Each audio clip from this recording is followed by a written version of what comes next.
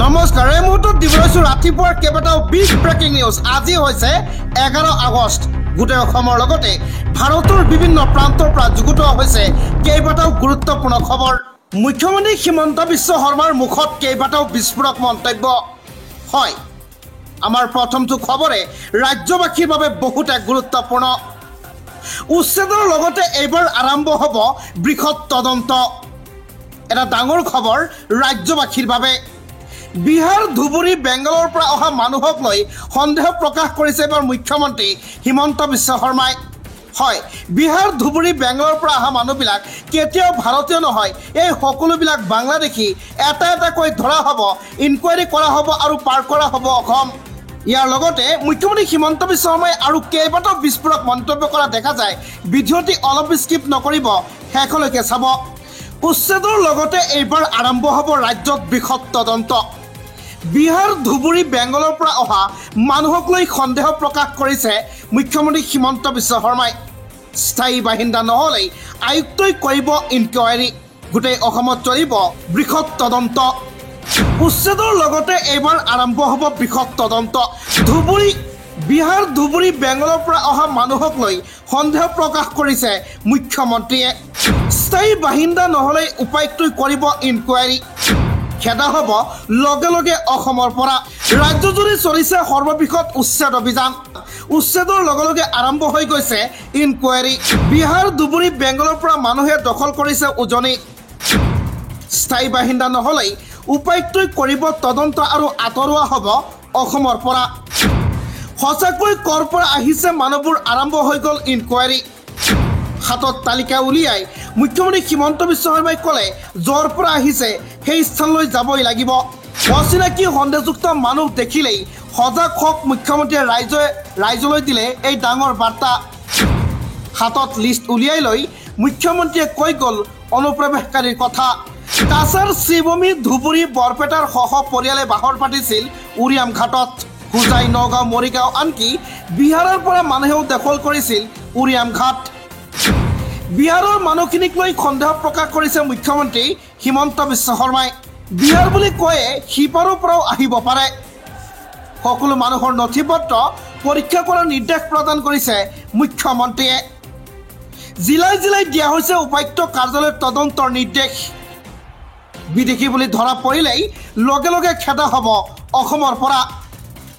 স্থায়ী বাসিন্দা নহ'লেই উপায়ুক্তই কৰিব তদন্ত।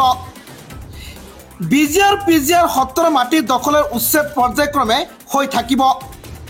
এইবাৰ মিয়া মুছলমানসকলৰ পক্ষত থিয় দিছে ৰাজ্যখনৰ লাখ লাখ অসমীয়া হিন্দুসকল।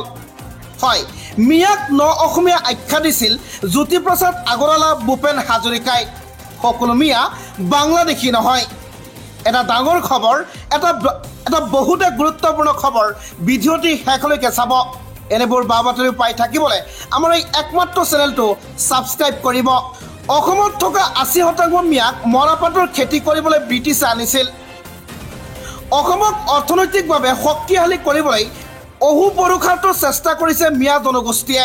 বৃহত্তৰ অসম জাতি গঠন প্ৰক্ৰিয়াত অৰিহণা যোগাইছে এই মিয়াসকলেই। অসমৰ সমাজ জীৱনৰ অবিচ্ছেদ্য অংগ হোৱাৰ চেষ্টা কৰিছে এই মিয়াসকলে। জ্যোতিপ্ৰসাদ আগৰৱালা, ভূপেন হাজৰিকাই অসমীয়া আখ্যা দিছিল মিয়াসকলক। মূল অসমীয়া সমাজৰ পৰা মিয়াক বিচ্ছিন্ন কৰাৰ চেষ্টা কৰিছে একাংশ শক্তিয়ে। মিয়া বুলি কৈ সন্দেহযুক্ত বিদেশী সজোৱাৰ চেষ্টা কৰা হৈছে। মিয়াৰ মাজত যদি বাংলাদেশী আছে চিনাক্ত কৰি খেতি পঠাওক চৰকাৰে। দল সংগঠনক মিয়া খেদাৰ দায়িত্ব দিব নালাগে চৰকাৰে। বিদেশী খেদাৰ নামত সম্পূৰ্ণ মিয়া জনগোষ্ঠীক সন্দেহৰ দৃষ্টিৰে চাব নালাগে। মিয়া খেদা অভিযান নহয়, বিদেশী খেদা অভিযানহে হ'ব লাগে। উজনিত ঘৰে ঘৰে মিয়া খেদা অভিযানৰ বিৰোধিতা ধৰ্মীয় সংখ্যালঘু পৰিষদৰ। চৰকাৰৰ মিয়া বিৰোধী অভিযানক সমালোচনা অগপৰ ভাতৃ সংগঠন ধৰ্মীয় সংখ্যালঘু পৰিষদ। সকলো মিয়াক বিদেশী বুলি নক'বলৈ চৰকাৰক আহ্বান জনাইছে ধৰ্মীয় সংখ্যালঘু পৰিষদৰ। অসমত থকা ৮০% মিয়াক মৰাপাটৰ খেতি কৰিবলৈ ব্ৰিটিছে আনিছিল বুলি ইতিমধ্যে আখ্যা দিছে এই সংগঠনটোৱে। মুখ্যমন্ত্ৰী হিমন্ত বিশ্ব শৰ্মাৰ আন এক বিস্ফোৰক মন্তব্য। অসমীয়াৰ হাতত বন্দুক লাগিবই। অস্ত্ৰৰ অনুজ্ঞাপত্ৰ সন্দৰ্ভত মুখ্যমন্ত্ৰী হিমন্ত বিশ্ব শৰ্মাৰ বৃহৎ ঘোষণা দক্ষিণ চালমাৰা মানকাছৰ বাঘভৰত মানুহ কেনেকৈ থাকিব নিজক ৰক্ষাৰ বাবে হাতত কিবা এটাটো থাকিবই লাগিব অস্ত্ৰৰ অনুজ্ঞাপত্ৰক মুখ্যমন্ত্ৰী হিমন্ত বিশ্ব শৰ্মাই কৰিছে আন এক বিস্ফোৰক মন্তব্য সবিশেষ জনাইছো ভিডিঅ'টি শেষলৈকে চাব নিজকে ৰক্ষা কৰিবৰ বাবে হাতত কিবা এটাটো থাকিবই লাগিব এটা ডাঙৰ খবৰ এটা বহুতে গুৰুত্বপূৰ্ণ খবৰ বন্দুক নহলে দক্ষিণ চালমাৰা মানকাছত অসমীয়া মানুহ কেনেকৈ থাকিব বাঘবৰত কেনেকৈ থাকিব বুলি প্ৰশ্ন কৰিছে মুখ্যমন্ত্ৰীয়ে আপোনালোকে তালৈ গলেহে গম পাব ২০-২৫ হাজাৰ সন্দেহজনক নাগৰিকে ঘেৰি ৰাখিছে সত্ৰ মাজত ১০০জন মানুহে ৰক্ষা কৰি আছে বহি আছে মাজত ১০০জন মানুহে সত্ৰখন ৰক্ষা কৰিবৰ কাৰণে বহি আছে গতিকে তেওঁলোকক তাত ভালকৈ ৰাখিবলৈ কিবা এটাটো লাগিবই অস্ত্ৰৰ অনুজ্ঞাপত্ৰকৈ মুখ্যমন্ত্ৰী হিমন্ত বিশ্ব শৰ্মাৰ এক ডাঙৰ মন্তব্য তেওঁলোকক সুৰক্ষাৰ বাবে দিবই লাগিব বন্দুক কিন্তু আমি এনেই নিদিওঁ বন্দুক বিচাৰ বিবেচনাৰ মাজেৰে দিম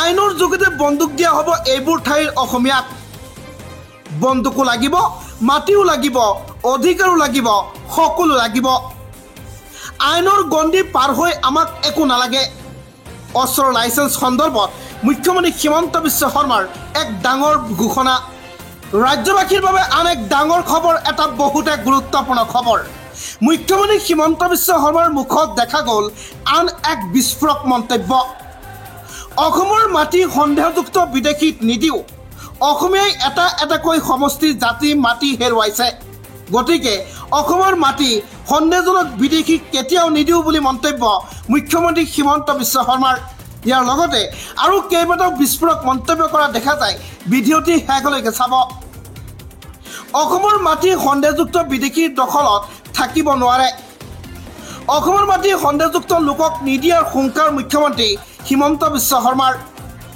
এটা এটাকৈ সমষ্টি জাতি মাটি হেৰুৱাইছে অসমীয়া জাতিয়ে উৰিয়ামঘাটৰ ১০,০০০ অবৈধ বেদখলকাৰীয়ে ভোট দিয়া হ'লে কি হ'লহেঁতেন ১০,০০০ অবৈধ বেদখলকাৰী ভোটে খিলঞ্জীয়া ৰায়দান শেষ কৰিলেহেঁতেন সন্দেহযুক্ত লোকে ভোট দিয়া হ'লে খিলঞ্জীয়া ৰাইজে নিজৰ অধিকাৰ হেৰুৱালেহেঁতেন গৌৰৱ গগৈ অখিল গগৈৰ দৃষ্টিভংগী সম্পূৰ্ণ বেলেগ অসমৰ মাটি সন্দেহযুক্ত বিদেশীৰ দখলত থাকিব নোৱাৰে অসমৰ মাটি সন্দেহযুক্ত বিদেশীৰ দখলত কেতিয়াও থাকিব নোৱাৰে অসমৰ মাটি সন্দেহযুক্ত লোকক নিদিয়াৰ হুংকাৰ জনাইছে মুখ্যমন্ত্ৰী হিমন্ত বিশ্ব শৰ্মাই